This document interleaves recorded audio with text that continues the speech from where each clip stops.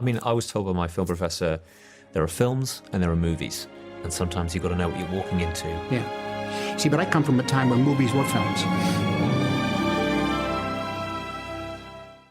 I've never really been the kind of guy to have a New Year's resolution, but if I had one for 2024, it would be to watch 365 movies. I've been making pretty good pacing and pretty good tracking with that goal. I've watched about 27 films in January. I came here today to tell you everything that I watched and just some quick thoughts on the film, if it's good, if it's bad, if you should stay away from it, or if you should go towards it. I'll try not to make this one too long for you so you can get out of here relatively quickly. If you want to follow along or just track everything that I watched throughout the entire year, then my letterbox is linked down below in the show notes so you can check that out. And until then, I'll stop on my yapping and start off with the first film we watched on January 1st. I like to start off every single year with a strong movie, something that, really sets the tone for the entire month and the entire year. In 2023, I started out with Raging Bull from Martin Scorsese, and this year it felt no different. I had to start off with something that was at least a 4.5 out of 5. And for this year, I started off with Old Boy from Park Chan-wook, one of the greatest thrillers of all time. I'm really happy that I avoided that twist ending the entire time I was waiting to watch this film, and it's really just absolutely incredible. There's a reason Old Boy is considered one of the best films ever made, and if you were ever considering checking it out, then let me just tell you, it's absolutely worth your time. Next up, another film that was on my watch list for a long time. I watched Gran Turismo from 2023. I've been really awaiting watching this. I remember seeing the trailers all the time in theaters. I was really annoyed by that trailer, but then I got a chance to watch it, and it's really bad, but really, really cool. It's a very fun, delicious garbage level of a film that I can really watch for hours on end. It's just bad because it's a story that I've seen before. It's very predictable. It's very cheesy, very corny, but that's what makes it good.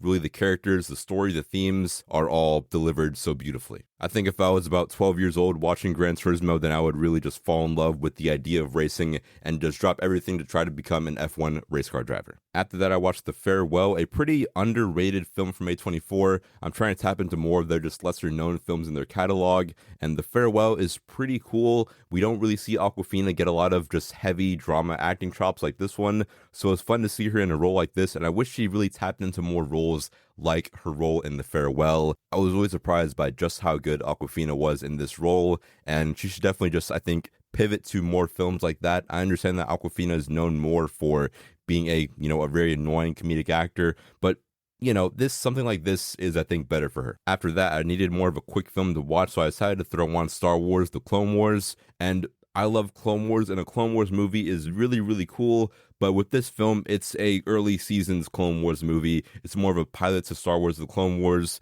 and it's just not very good at all. I really love Clone Wars. Starting at like season 3 or 4, that's when it starts getting really good. Those early seasons are just them trying to figure out what this is supposed to be.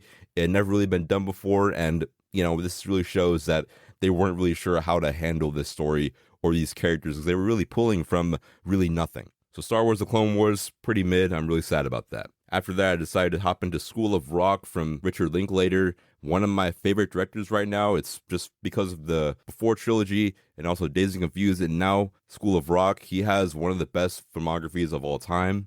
In reality, School of Rock should be a very generic film that you can really predict the entire runtime, and you can predict a lot of the story beats here, but I think the way that Richard Linklater constructs the story and also just directs his films is what makes School of Rock so good.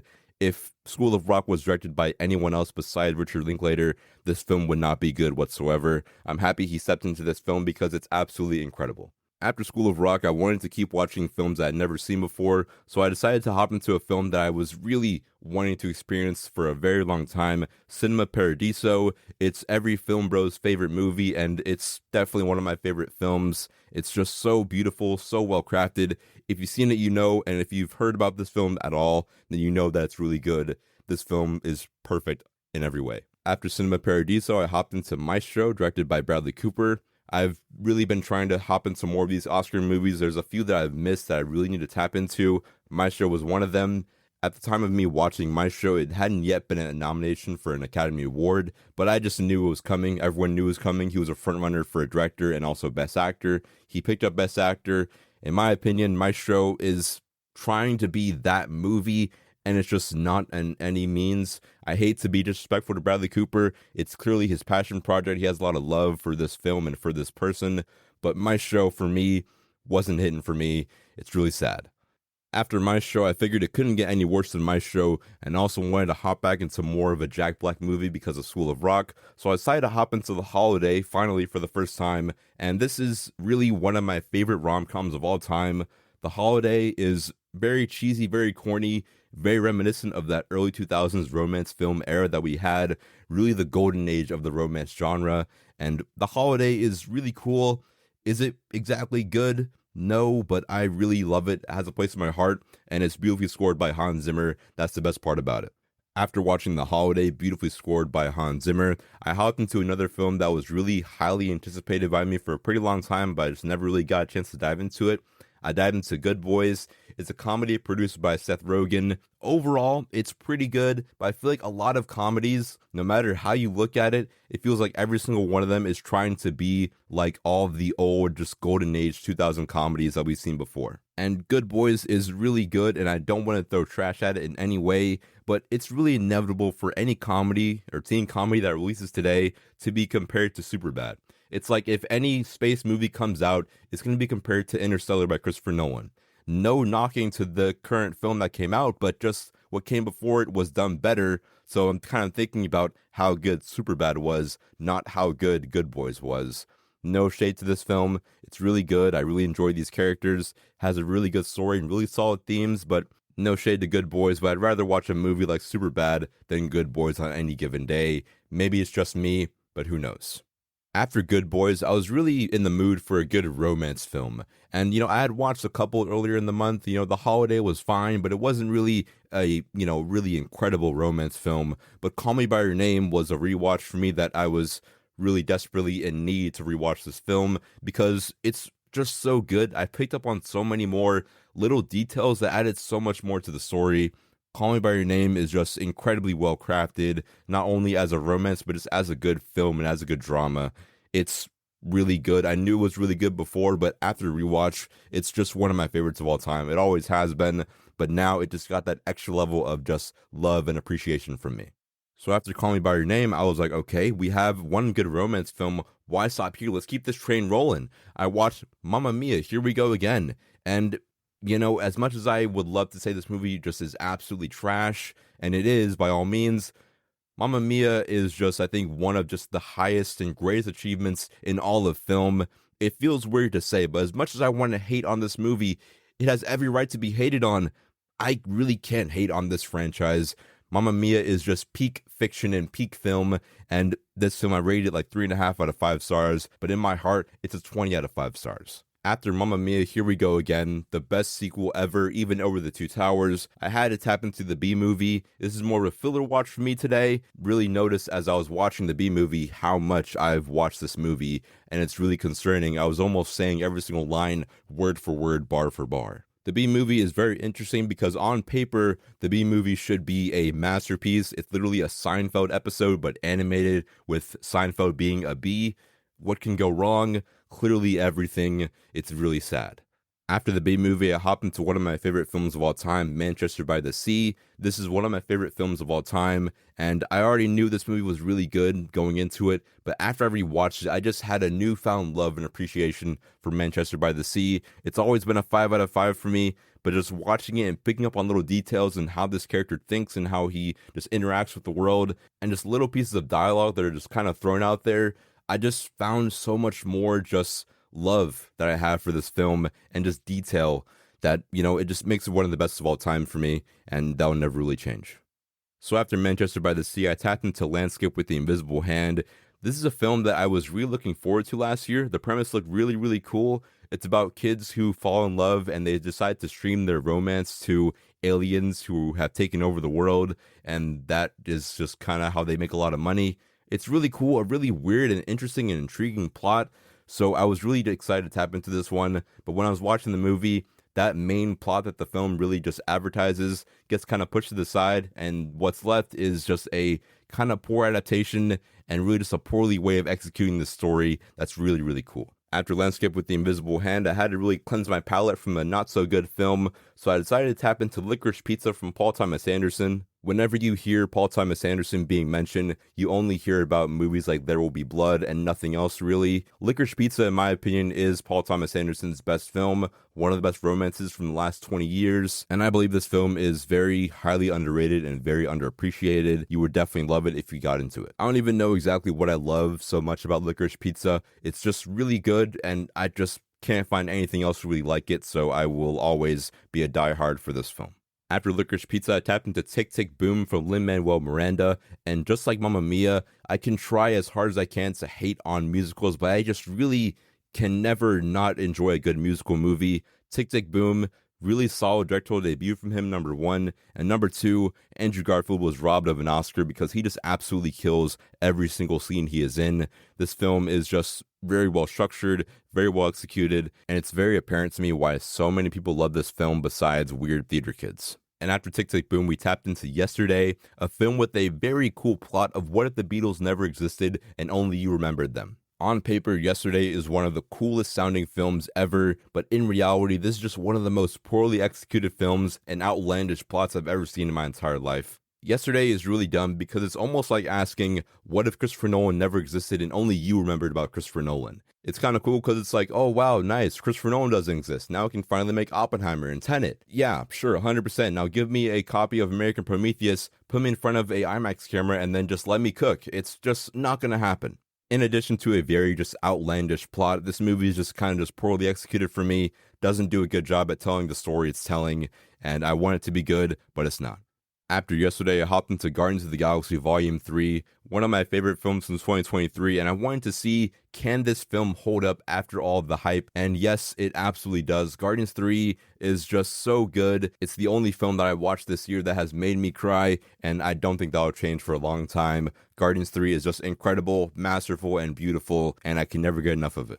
After Guardians 3, I was still in a little bit of a romance binge for some reason. I tapped into a lot of this genre this month, and the next entry into that was All the Bright Places on Netflix. This movie is laughably terrible and just absolutely hot garbage. I don't have much else to say about it besides that. The only good thing about this film, Lamar Johnson is in this movie. He's a really underrated actor right now, pretty underground. The only thing he was really in that was really big was Last of Us from last year, and he was really good in that show for the 1 or 2 episodes he was in. Besides that, All the Bright Places, avoid it at all costs, or watch All the Bright Places to know how not to make a movie. After All the Bright Places, I'm continuing on with my just romance binge in January. I watched Portrait of a Lady on Fire. This movie is very highly and critically acclaimed, and I've been wanting to tap into it for over a year now. I finally did, and I love it, but I'm not sure why. I need 2 or 3 more watches of Portrait of a Lady on Fire to really understand this movie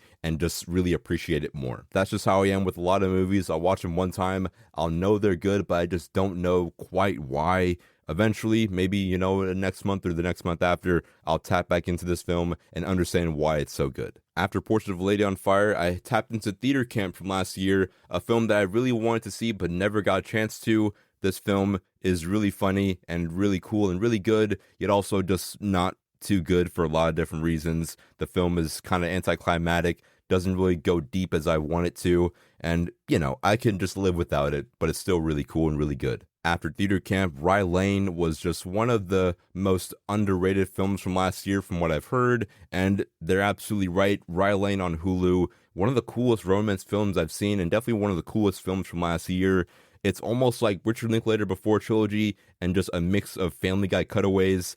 It's really as cool and as chaotic as it sounds, and that's what makes it so good. It's really cool because of its characters and its themes and its story, and also paying homage to all of the romance films that came before it, and just what resulted is just a absolute treat that you should definitely tap into. After Rye Lane, I tapped into Triple Frontier on Netflix. This movie is pretty much Ghost Recon Wildlands, the movie. Ghost Recon Wildlands from 2017, 2016, one of my favorite video games of all time, and on paper, a movie that's one of my favorite video games of all time should be one of the best films I watched this month, but the answer is no. Triple Frontier, it stars Oscar Isaac and Ben Affleck, some other great actors as well. This movie kind of gets lost in its plot. The first 20 to 30 minutes, it's kind of cool. I see what they're going for. It's almost like a little bit of a heist movie. Then after that, it just kind of drops all that. I see where the movie's going. I understand its themes and its just main objective, but that just kind of results in this movie not being too well executed. It's really frustrating because when a film gets lost in its plot, it's just really annoying to have to go through this movie. It's almost like having to do a chore instead of actually enjoying a film. I'm not trying to just see what happens at the end of the movie. I'm just trying to get to the end of the movie and watch something else. After Triple Frontier, I needed to really tap into a good trilogy of films, one of the most critically acclaimed trilogy of films ever made, not Lord of the Rings or The Dark Knight, something even better, Diary of Wimpy Kid. Diary of Wimpy Kid really just kind of molded the way I grew up and my entire life as a whole. He is literally me. I am Greg Heffley. I am not Logan. I am Greg Heffley. This trilogy overall, really cool, really solid. It's really impressive how they made all these films back to back. That feels like it kind of affected the narrative and the story a little bit. There's a little bit of inconsistency across this trilogy. As much as Logic Rules is ruled as the best film in this trilogy, I think the first film will just always stand as the best throughout all of these movies. And the last one, Dog Days, not too good. I'm really disappointed by it. Once again, gets lost in its plot. It's almost like an hour and a half, but it feels like it's 3.5 hours.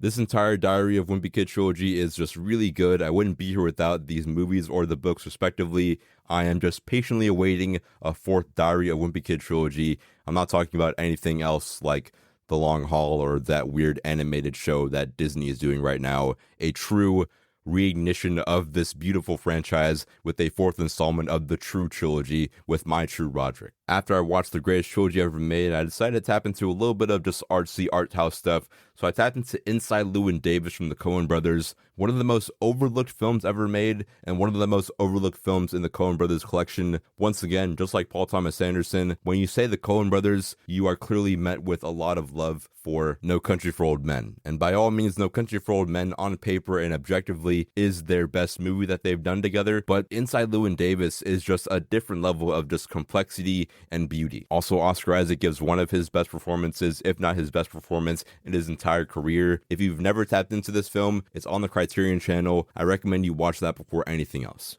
And after Inside Llewyn Davis, this entire month I had been really craving a good Ryan Gosling movie, and I was very anxious. I was really just scratching myself. I looked like a crackhead waiting to tap back into a little bit of literally me cinema. And I decided to tap into All Good Things featuring Ryan Gosling. This movie is not it whatsoever. It's really trying to be like a Zodiac or a Facebook movie or like a Gone Girl film, but it's just really mediocre and poorly executed, does not even do this film justice. It's just god-awful. And in terms of the Ryan Gosling-ness of this Ryan Gosling movie, Ryan is kind of weird. I mean, he's always weird, but in this movie, he's just kind of weird and intimidating. He dresses up as a girl in one point in the film. He didn't even need to dress up as a woman. He just kind of chose to, which, I mean, I'm still just trying to wrap my head around the fact that you dress up as a woman for no reason. But whatever. It's Ryan Gosling. He's literally me. A bad Ryan Gosling movie is still a perfect Ryan Gosling movie. And for my last watch of the month, I tapped into Pig, starring Nicolas Cage. Pig is just one of his best movies. I know all the National Treasure films are just masterpieces, but Pig is truly something special. What is Pig, you may be asking? If you've ever seen Ratatouille, now add in John Wick, now add in Nicolas Cage. That's what this film is. It's just really good, really emotional, really heartfelt, and you will love it from start to finish. So that's everything that I watched this month for the month of January. My two highest rated films for this month was Cinema Paradiso and also Manchester by the Sea. Both those films respectively are just absolutely perfect. But everything else I watched in January was also just really good, and some other films you should definitely check out. You can find all those films on my Letterboxd link in the show notes. I also watched some other short films I just didn't get a chance to mention. The Christopher Nolan short film, I watched one of those from his early days of directing. Really, really cool. And in addition to that, I also watched the TED TV show. It's one of my favorite shows of the entire year. I know it's only February, but TED is just truly one of my favorite shows of 2024 that most likely won't change for a long time. If you happen to love this episode, leave us some love in those reviews. Follow us everywhere. Follow me on Letterboxd. Stay tuned for every single episode by turning on those notifications. And I'm your host, Logan, and I'll see you in the movies.